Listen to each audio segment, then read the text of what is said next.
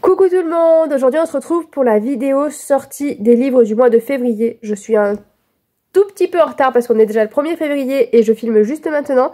Donc le temps de monter et tout ça, j'espère que je vais arriver à le poster samedi. On croise les doigts, on va y arriver. Mais je sais que c'est des vidéos qui me prennent beaucoup de temps à monter. Donc voilà, je sais pas quel jour on est du coup, le jour où vous l'aurez. Mais on va croiser les doigts que j'arrive un petit peu pas trop en retard, hein, parce que là c'est quand même, ça commence à faire. Allez, on part tout de suite, il y a encore une vingtaine de livres. On est parti avec le 1er février où va sortir La bibliothèque ambulante des Appalaches, le tome 1 de Kim Michelle Richardson aux éditions Charleston. Donc comme d'habitude, je vous lis les résumés parce que n'ayant pas lu le livre, c'est compliqué de faire mon propre résumé. Et des fois les résumés, voilà, ils sont pas très clairs, donc autant j'essaie de vous faire un résumé qui est complètement à côté de la plaque. Donc je préfère lire le résumé, on est plus sûr. Là, on est en 1936, au cœur des bois de Troublesome Creek, dans le Kentucky, vit la jeune Marie Cusey Carter, 19 ans. Elle est la dernière femme vivante et la descendante d'une étrange lignée de montagnards à la peau bleue originaire de France. Cette jeune femme solitaire travaille pour le projet Pack House Library. Oh, les mots anglais, génial.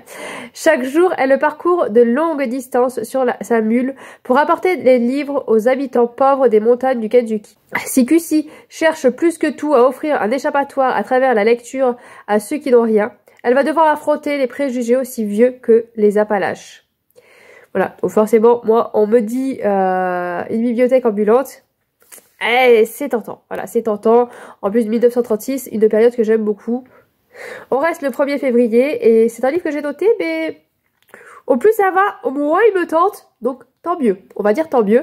Le livre est magnifique, mais il me tente de moins en moins, donc je suis contente d'un côté, ça m'évitera de craquer. Donc c'est Porcelaine sous les ruines de Ada Vivalda aux éditions Olap.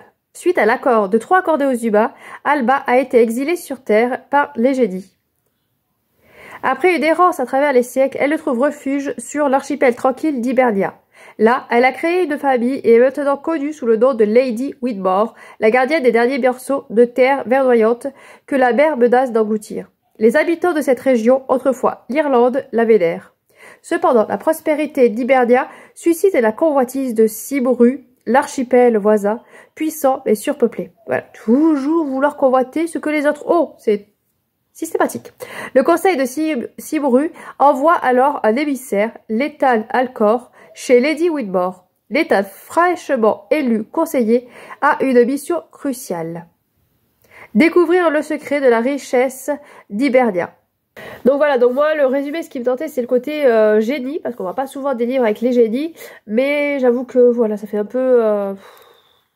Voilà, ça me fait plus trop envie, donc tant mieux. Allez, on continue avec le 1er février. À quoi songe-t-il ce que le sommeil fuit de Gaël Josse aux éditions, je crois, d'Octambule, si je vois bien. J'essaie de lire ce qu'il y a écrit sur le côté de la couverture. Normalement, c'est ça. Quelques déclats au milieu des heures profondes en veille. Parfois, une silhouette immobile se détache sur le rectangle éclairé. À quoi songent-ils tous ceux que le sommeil fuit? À quelle part de leur histoire, de leur mémoire, à quelle absence parlent-ils en silence? C'est l'heure des aveux, des regrets, des impatiences, des souvenirs, des l'attente. Ce sont des heures où le cœur tremble, où le corps s'en souvient, peau à peau dans la nuit. On ne triche plus. Ce sont les heures sentinelles de nos histoires, de nos petites victoires, de nos défaites. On raconte ces silhouettes silencieuses à la grande nuit bleue. On rencontrera ici des femmes, des hommes, des couples, des enfants, portraits intenses de vie ordinaire, tous reflètent de notre humanité et de nos vacillements. À travers ces micro-fictions, Gaëlle José poursuit cette écoute ultra sensible de nos vies qu'elle nous offre de livre en livre au plus juste des émotions qui les traversent. Alors j'avoue que c'est le titre qui m'a énormément intéressé. À quoi songe-t-il ceux qui le sommeil fuit? Forcément quand tu passes tes nuits à moitié éveillé, t'es curieuse de voir ce que l'auteur peut en dire, en écrire. On reste toujours le 1er février, hein. Voilà, tout sort le 1er février, c'est pas possible, avec 2 voituriers à venir de Amélie Antoine. C'est un roman puissant et engagé contre le harcèlement scolaire avec une postface d'Emmanuel Piquet, psychopraticienne spécialiste du sujet. Une rentrée scolaire qui ressemble à tant d'autres, un collège ordinaire. Deux adolescentes dans la même classe de 3e. D'un côté Sarah, élève populaire et charismatique, de l'autre Oriane, la nouvelle. Elle aurait pu devenir amie, mais Sarah décide de cristalliser le regard et la haine sur Orlane et de transformer sa vie en un véritable enfer. voilà, le harcèlement scolaire peut être intéressant, à voir comment c'est fait, comment c'est abordé et ce qui est dit dans ce livre-là. J'ai noté aussi la sortie de Wendy de Capucine Sergent. Si j'ai bien compris, c'est un auto-édité. Donc, à noter. Hein. Ça se passe à Londres en 1912. Wendy Darling est une jeune fille indépendante qui pratique l'escrime et milite aux côtés des suffragettes. Un jour, lorsque les deux frères sont victimes d'un enlèvement, elle n'a d'autre choix que de se déguiser en homme pour être acceptée au bord de Jolly Roger et de l'équipage du capitaine James Hawke.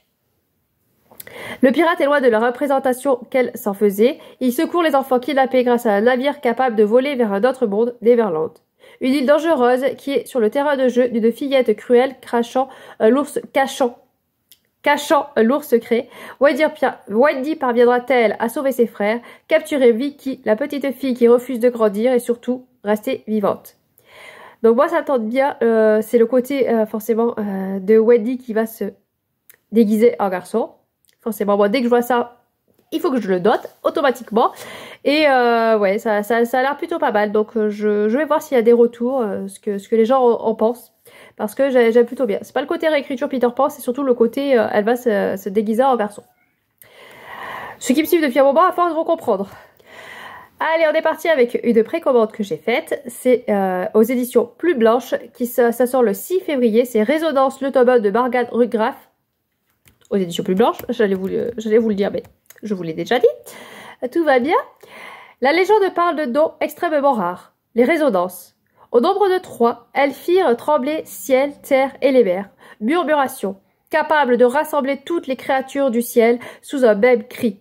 Liaison, capable de connecter toute créature de la terre sous un même ultrason. Vibration, capable de relier toutes les créatures des mers sous une même onde. Ceux qui n'ont pas oublié se souviennent de 4e résonance, sans nul doute la plus fascinante, mais également la plus dangereuse. Perdue depuis des siècles, elle reste dans les mémoires comme un souvenir inavouable. Certains la nommaient fusion, et d'autres aberration. Mais qu'importe le nom. Je n'en dis pas plus, j'en ai pas besoin d'en savoir plus. Bon, juste ça, voilà, ça me tente énormément.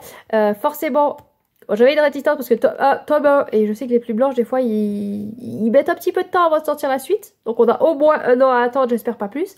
Et surtout, voilà, quand je sais que c'est du steampunk, de suite, j'ai sauté dessus. Voilà, j'ai sauté dessus.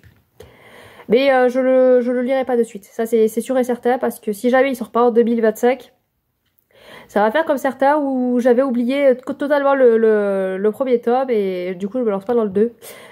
Donc je vais attendre de voir quand la suite sortira avant d'attaquer celui-là. Allez, on passe au 7 février avec Plein Ciel de Siècle Vaelban aux éditions Big Bang.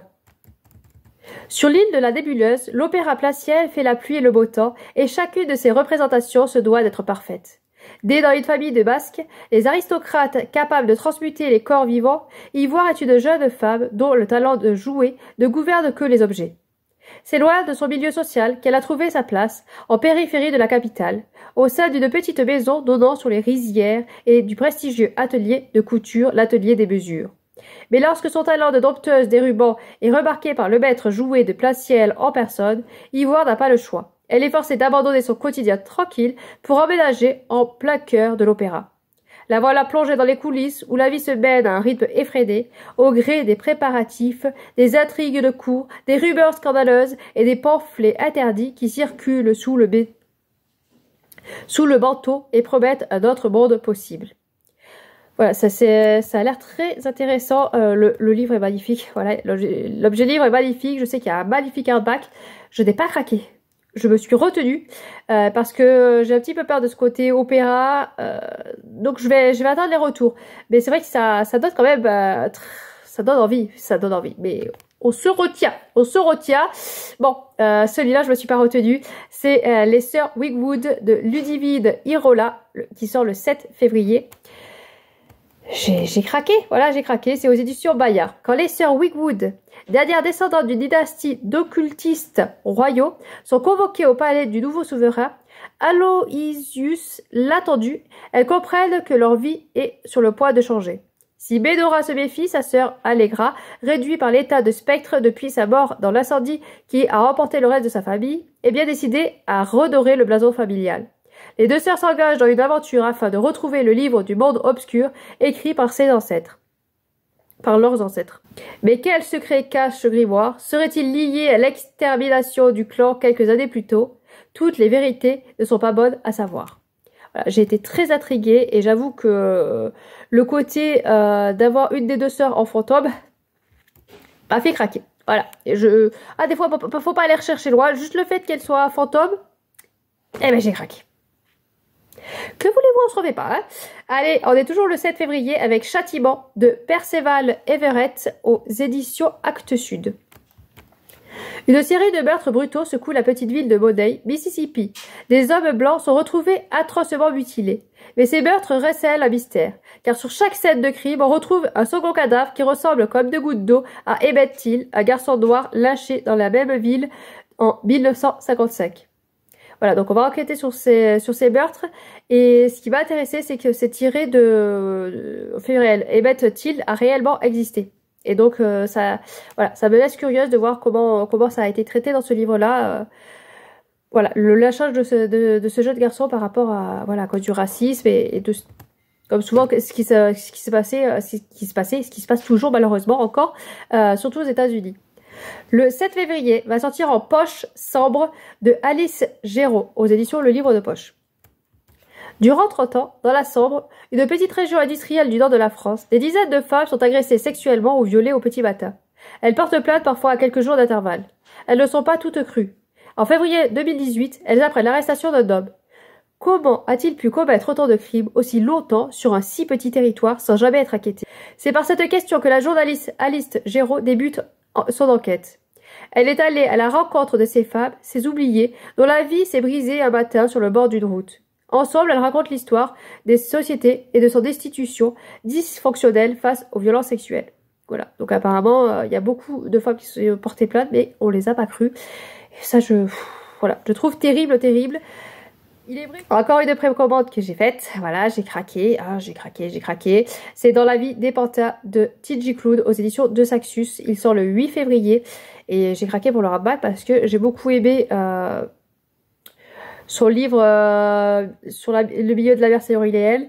Et du coup, ben voilà, je craque pour ces sorties. Et là, le résumé me tentait énormément. Pénétrez dans une forêt étrange et suivez le voyage extraordinaire d'une famille faite en piège détaché. Victor est le dernier humain vivant depuis que l'humanité a été éradiquée. Il partage la vie de 3 robots. Son père, Giovanni, l'infirmière Ratchet, aux tendances sociopathes, Méo Rocker, et Rambo, un petit aspirateur anxieux. Tous vivent en sécurité dans une maisonnette perchée dans un arbre. Leur vie parfaite bascule lorsque Victor ramène de la casse un nouvel androïde qui alerte involontairement l'autorité de l'endroit où se cache Giovanni. Ce dernier est capturé, puis transféré à la ville des rêves électriques. Pour le groupe d'amis, le temps presse. Ils doivent le retrouver avant qu'il soit reprogrammé et sa mémoire effacée. Mais bientôt, cette existence même de Victor qui se trouve menacée. Voilà, donc ce monde de robots et ces liens qui se nouent quand même malgré le fait que ce soit des robots m'intriguent et m'intéressent pas mal. Donc à voir ce que ça peut donner et surtout avec la plume de T.J. Pareil, le 14 février va sortir en poche Le Grand Jeu de Benjamin Lupu aux éditions, c'était aux éditions Bragelonne, mais en poche je ne sais pas, je pense que c'est les éditions Bragelonne aussi. On est à Constantinople en 1885, tandis qu'un jeu de chat et de souris s'enclenche à un rythme effréné, les obstacles se multiplient pour la voleuse. Parviendra-t-elle à retrouver sa sœur et s'emparer du Tchad, tout en mettant à jour les sombres intrigues du grand jeu? Voilà. J'en lis pas plus, hein, je l'ai vite fait parce que pareil c'est un poche, donc vous avez pu peut-être tomber dessus, une uchronie en steampunk, mystère, aventure. Moi, ça me tentait bien, mais après, j'ai pas vu trop de retours sur celui-là, donc peut-être que les gens se le procureront en poche et feront des retours. Bon, on est reparti avec un petit craquage. Allez, on est reparti avec un petit craquage, avec Deed Garden, le tome L'héritière de Cassandra O'Donnell aux éditions Flammarion, qui sort le 14 février. Magnifique artback, et Cassandra O'Donnell qui a écrit La Légende de 4, que j'ai beaucoup aimé. Donc forcément, il me tentait beaucoup. Vivre, quand on a 16 ans, au sein d'un clan de sorcières sociopathes, n'est pas facile tous les jours, moi je vous le dis. Entre les cours de sortilèges, les potions et les magies élémentaires des vicaries, je suis au bout du rouleau. Alors si en plus on commence à ramasser des cadavres dans tous les coins, je sens que je vais pas tarder à provoquer un massacre. Parce qu'on peut le dire ce qu'on veut, la patience chez nous, décidément, n'est pas un trait de famille. Voilà, donc ça me tente bien. C'est de la Beat Lit avec Vampire, ça me tente moyen. Mais c'est le côté surtout, voilà, de ramasser des cadavres et tout. Enfin, voilà, c'est mon petit côté un petit peu zinzin qui parle. Mais voilà, ce côté-là, j'aime beaucoup le style faucheuse et tout ça. Que voulez-vous, on se refait pas. Le 14 février va sortir Arborescente, le tome 1 de Frédéric Dupuis, Agathe Pitié en illustration, et puis voilà, aux éditions Bragelonne. Certaines vérités sont enfouies pour de bonnes raisons. Il y a des énigmes très anciennes, des mystères qu'il ne faudrait pas résoudre. Il y a des endroits dans le monde dont on ne saurait dire qu'ils accueillent des enfants, tant les environs sont lugubres et les lieux austères. Tel est l'orphelinat des sœurs Aniel. Avec sa grande fenêtre en barreau et ses portes en métal aux lourds battants, on croit entrer dans une ancienne prison ou dans un asile de fous, ou pire encore, dans une banque. Petite, boulotte et bougonne, avec les yeux cernés jusqu'à l'os, Hélène y vit dans une minuscule chambre et n'en sort que la nuit. Elle a juré de ne plus dormir et c'est un travail de tout instant. Elle est atteinte de la maladie de la belle au bois dormant qui peut frapper à tout moment et l'emporter dans un sommeil infini comme sa mère avant elle. Bon, je vais pas en lire plus parce que le résumé est énorme, mais bon, on est dans de l'aventure fantastique. Et je sais pas, ça me laisse très très curieuse cette histoire, voilà, de plus pouvoir dormir, enfin de se forcer à plus dormir, de peur de plus se réveiller. Je suis curieuse, puis cette ambiance là d'orphelinat, un peu prison. Voilà, c'est très intriguant, c'est vraiment très intriguant. Le 14 février va sortir La mystérieuse bibliothèque de Blackwood Abbey de Esther Fox aux éditions Faubourg Marigny. Dans l'Angleterre après la Première Guerre mondiale, une jeune femme hérite d'une mystérieuse bibliothèque et ses puissants secrets. D'un trait de plume, Ivy, 23 ans, devient Lady Edward, propriétaire d'un vaste domaine dans les Landes du Yorkshire.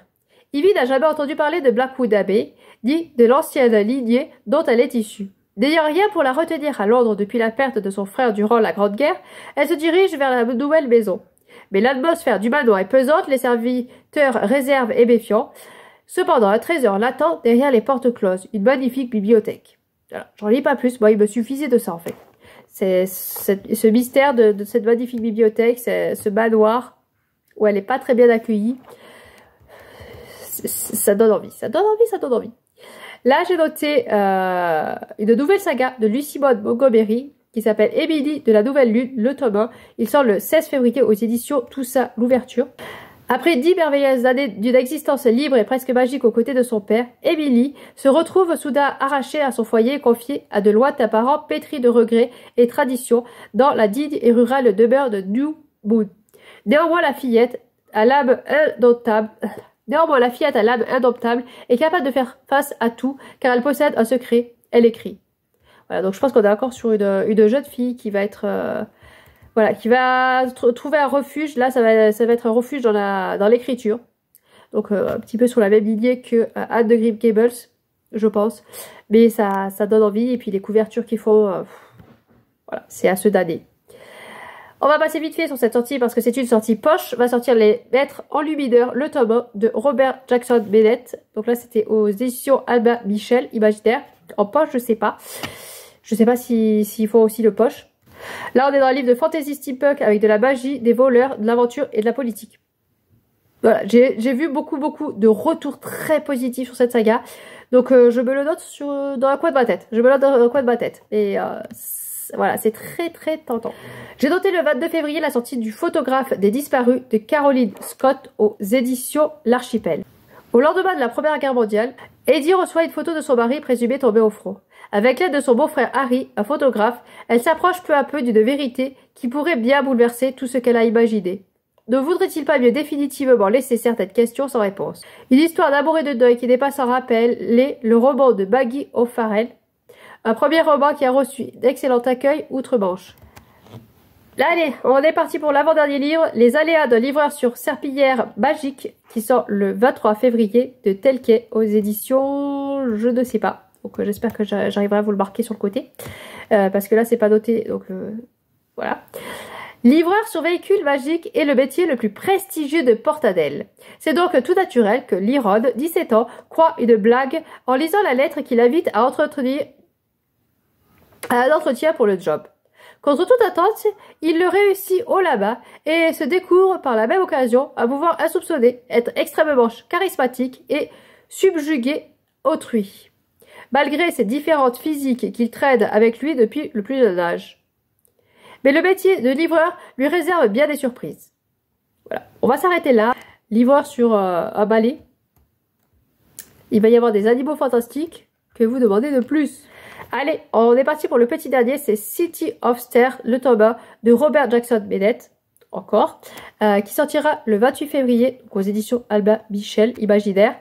Voilà, donc là je l'ai noté, je n'ai pas le résumé, il est en anglais, mais je sais plus pourquoi, je l'avais vu passer, je pense que quelqu'un a dû en parler, a dû voir la sortie et a dû faire le résumé, ceux qui arrivent à traduire l'anglais, et du coup ça m'avait intéressé, c'est pour ça que je l'ai laissé là. Mais comme il andouille, je me rappelle plus du résumé. Et c'est pas moi qui vais vous traduire l'anglais. Hein, et je vais pas me tenter à lire l'anglais non plus. Voilà, on va pas tenter le diable, on va s'arrêter là. C'est une guerre de religion avec l'aventure, de la fantaisie, du suspense, science-fiction et mystère. On n'a pas besoin d'en savoir plus, ça nous suffit, on le veut. Non, j'entendrai les retours, mais ça tente beaucoup. Donc voilà pour les sorties livresses du mois de février. J'espère que cette vidéo est pas trop cafouillie parce que voilà, d'habitude c'est toujours pareil, à chaque fois je vous dis ça. Mais là encore pire du fait que je sois malade et que j'ai le nez qui est en train de me monter à la tête. Donc j'espère que ça a été.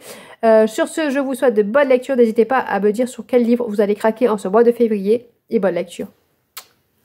Et à bientôt bien sûr.